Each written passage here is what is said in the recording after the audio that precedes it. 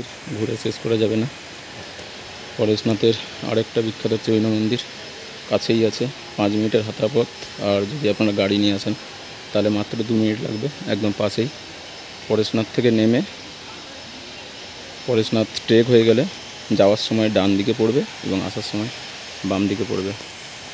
পরপর দুটো মন্দির আছে। এটা খুবই বড়, প্রায় আমার তো দেখে মনে হচ্ছে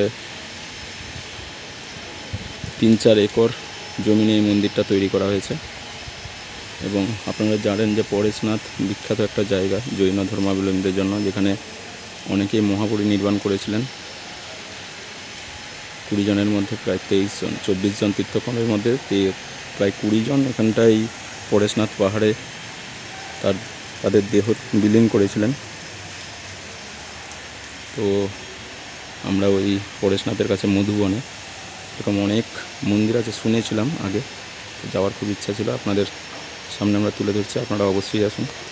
এবং ভিডিওটাকে ভালো লাগলে অবশ্যই লাইক শেয়ার করুন। দেখতে পাচ্ছেন কত বড় এলাকা, অসাধারণ জায়গা, অসাধারণ এলাকা।